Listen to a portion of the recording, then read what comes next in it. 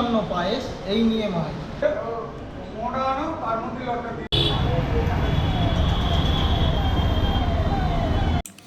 নমস্কার, সকলকে স্বাগত জানাই আজকে আমাদের আরও একটি নতুন পর্বে।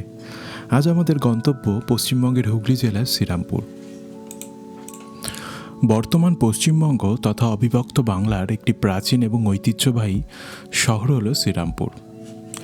এই শ্রীরামপুরের অলিতে গলিতে ছড়িয়ে রয়েছে নানান অজানা কাহিনী। চলুন এবার জেনে নেওয়া যাক এই শ্রীরামপুর শহরের সংক্ষিপ্ত ইতিহাস। শেওড়াফুলি রাজপরিবারের প্রতিষ্ঠাতা ছিলেন রাজা মনোহর চন্দ্র রায়। তার পুত্র রাজা রাজচন্দ্র রায় 1752-53 সাল নাগাদ শেওড়াফুলির পাশেই শ্রীপুর নামে গ্রামে একটি শ্রীরামচন্দ্রের মন্দির নির্মাণ করেন। শ্রীরামচন্দ্রজিউর এই মন্দিরটির সূত্র ধরেই পরে শ্রীপুর, গোপীনাথপুর এবং মোহনপুর এই তিনটি গ্রাম সংযুক্ত করে গোটা জায়গাটির নাম দেওয়া হয় শ্রীরামপুর। বাংলা এবং বাঙালির ভাষা সাহিত্যের ইতিহাসে এই শ্রীরামপুর শহরের গুরুত্ব অপরিসীম। শ্রীরামপুরের খ্যাতির একটি দিক যদি হয় কেরি সাহেবের ছাপাখানার কারণে, তাহলে অন্যটি অবশ্যই ড্যানিশ বা দিনেমারদের উপনিবেশ হিসেবে। 1755 সালে ড্যানিশরা বাংলার নবাব আলীবর্দী খাঁর থেকে 1,60,000 সিক্কার বিনিময়ে শ্রীরামপুরে বাণিজ্য কুটির স্থাপন ও বসবাসের অনুমতি পায়। ড্যানিশ সম্রাট ষষ্ঠ ফেডরিকের নামে তারা শ্রীরামপুর শহরের নাম বদলে রাখে ফেডরিক নগর। 1755 থেকে 1845 খ্রিস্টাব্দ পর্যন্ত ড্যানিশদের এই কর্তৃত্ব বজায় ছিল শ্রীরামপুর শহরে। পরবর্তীকালে শ্রীরামপুর শহর চলে যায় ব্রিটিশদের শাসনের অধীনে। চলুন এবার দেখে নেওয়া যাক শ্রীরামপুর তথা পশ্চিমবঙ্গ তথা গোটা ভারতবর্ষের অন্যতম প্রাচীন এবং সুপ্রসিদ্ধ জগন্নাথ দেবের মন্দির মাহেশের মন্দির। এই মাহেশের মন্দিরের ঐতিহাসিক গুরুত্বের সাথে সাথে রয়েছে সাংস্কৃতিক গুরুত্ব। এই মাহেশে যে রথযাত্রা পালিত হয় প্রতি বছর, সেখানে অংশ নেন রাজ্য তথা দেশের বিভিন্ন প্রান্ত থেকে আসা বিভিন্ন মানুষ। সবাই মিলে একত্রে মেতে ওঠেন জগন্নাথ দেবের ভক্তিতে, সেই সাথে টান দেন রথের রশ্মিতে।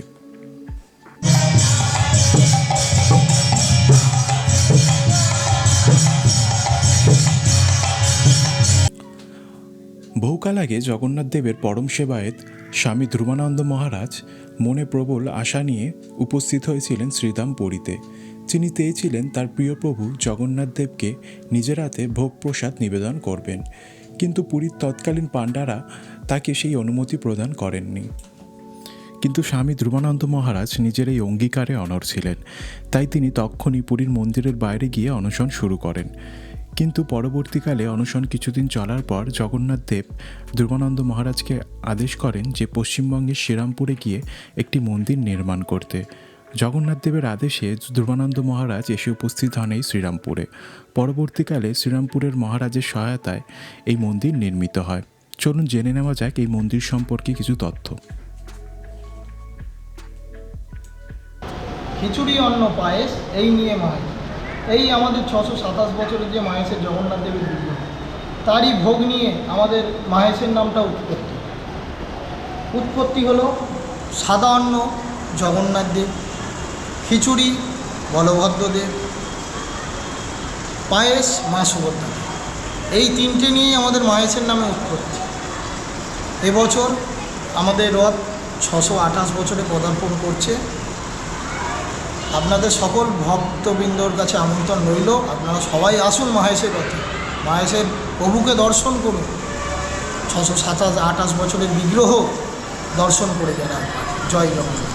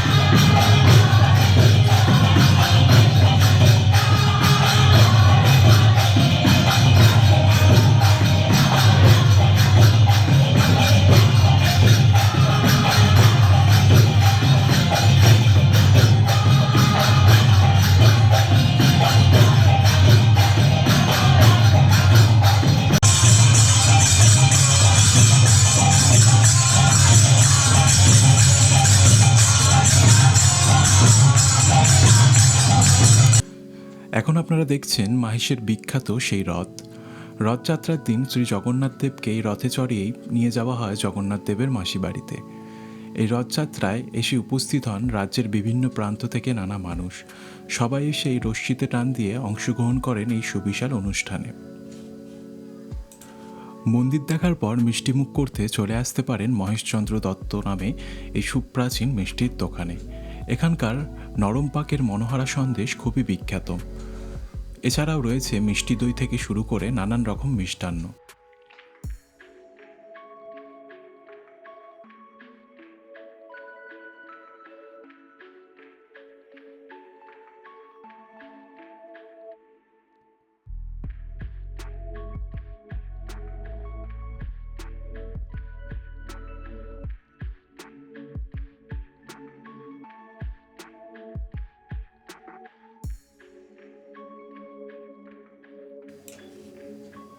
এখন আপনারা দেখছেন শ্রীরামপুরের অতি প্রাচীন একটি চার্চ, সেন্ট অলিভ চার্চ। এই শ্রীরামপুর যখন ফেডরিক্সনগর নামে সুপরিচিত ছিল, তখন সেই সময় 1755 থেকে 1845 খ্রিস্টাব্দের মধ্যে এই চার্চ গড়ে তোলা হয়। এই চার্চটি ড্যানিশ চার্চ নামেও পরিচিত, কিন্তু বর্তমানে বেশিরভাগ সময় এই চার্চ বন্ধ থাকে। আশেপাশে জিজ্ঞেস করে খোঁজ নিয়ে জানতে পারলাম যে বিশেষ বিশেষ কিছু অনুষ্ঠান ছাড়া এই চার্চ সর্বসাধারণের জন্য খোলা হয় না। তাই আপনারা যারা এই চার্চটি দেখতে যাবেন, আপনাদের বাইরে থেকেই দেখতে হবে। ভিতরে যাওয়ার সেরকম কোনো সুযোগ বা সুবিধে কোনোটাই নেই। এই চার্চের যে স্থপতি শৈলী আপনারা দেখছেন, সেখানে দিনেমারদের স্থাপত্য শিল্পের কিছু নিদর্শন বাইরে থেকেই দর্শন করা যায়।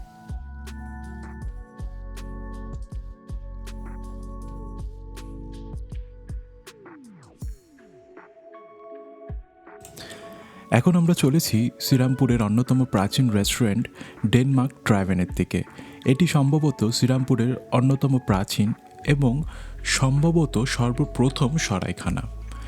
এই যে সরাইখানাটির উল্টো দিকে দেখছেন হুগলি নদী বয়ে চলেছে। প্রাচীনকালে যখন রেলপথ গড়ে ওঠেনি, তখন এই হুগলি নদী ছিল ব্যবসায়ীদের যাতায়াত করার অন্যতম প্রধান মাধ্যম। ব্যবসা বাণিজ্যের কাজ ছাড়াও এই নদীর পাড়ে সকল ব্যবসায়ীরা মিলে একসাথে আনন্দ উল্লাস করতেন এবং কখনো কখনো তাদের ঠিকানা হতো এই সরাইখানা। এই সরাইখানাতে রাতে থাকার ব্যবস্থাও ছিল। 1786 সালের 16ই মার্চ দ্য ক্যালকাটা গ্যাজেট পত্রিকায় এই রেস্টুরেন্ট সম্পর্কে একটি বিজ্ঞাপন দেওয়া হলো। তাতে লেখা ছিল, যে সকল ভদ্রলোকগণ এই নদীপথে যাত্রা করেন, তারা এখানে প্রাতরাশ, মধ্যাহ্নভোজন, রাতের খাবার এবং আশ্রয় পাবেন। সাথে সাথে সিঙ্গেল ডজনে লিকার এবং উত্তম একটি বিলিয়ার্ড টেবিল, দৈনিক পত্রিকা সহ কফি ঘরও থাকবে। বেশ কিছু বছর চলার পরে রেস্টুরেন্টটি একটি ধ্বংসস্তূপে পরিণত হয়। একটি ভাঙা বাড়ি ছাড়া এই জায়গাটিতে কিছুই ছিল না। পরবর্তীকালে সরকারের হস্তক্ষেপে কর্তৃপক্ষ এটিকে আবার নতুন করে গড়ে তুলে আবার শুরু করেন জনসাধারণের উদ্দেশ্যে। এই ডেনমার্ক ট্রাভেনের ঠিক উল্টো দিকেই অবস্থিত রয়েছে একটি পেট মার্কেট, যেখানে পোষ্য সম্পর্কিত নানান দ্রব্যাদি সাথে সাথে বিভিন্ন ধরনের গাছগাছালিও বিক্রি হচ্ছে। এই স্থানে ভিড় করেছেন অনেক লোকাল মানুষ এবং অনেকে এসছেন নানান প্রান্ত থেকে।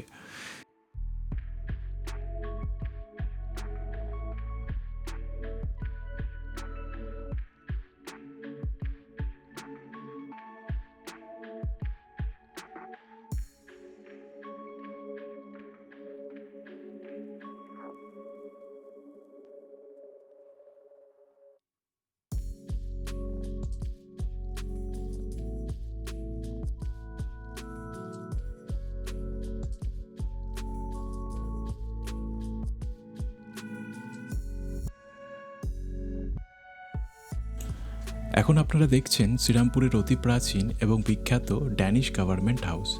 এই শ্রীরামপুর যখন ফেডরিকনগর নামে সুপরিচিত ছিল এবং এই শ্রীরামপুর ছিল ড্যানিশদের শাসনাধীন, তখন এই গভর্নমেন্ট হাউস থেকে বিভিন্ন সরকারি কাজকর্ম পরিচালনা করা হতো।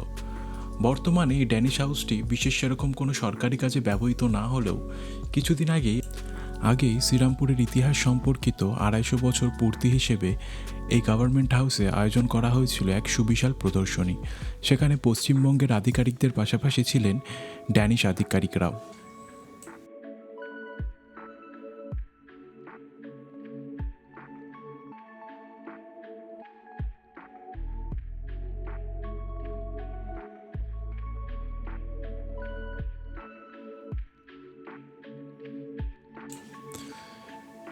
শ্রীরামপুর গভর্নমেন্ট হাউসের ঠিক পাশেই যে সরু রাস্তাটা রয়েছে সেটা ধরে একদম সোজায় চলে গেলে তার বাদিকেই রয়েছে এই ভেতো ক্যাফে। এই ক্যাফেটি যা জানতে পারলাম প্রাচীন একটি ইমারত এই জায়গায় ছিল। সেই ইমারতটিকে নবরূপে নির্মাণ করেই ক্যাফের রূপ দেওয়া হয়েছে। ক্যাফের চারিদিকটি অত্যন্ত সুন্দর। আপনারা চাইলে এখানে খাওয়া দাওয়া করতে পারেন বা চাইলে এই ক্যাফেটি ঘুরেও দেখতে পারেন, সেক্ষেত্রে কোনো সমস্যা হবে না।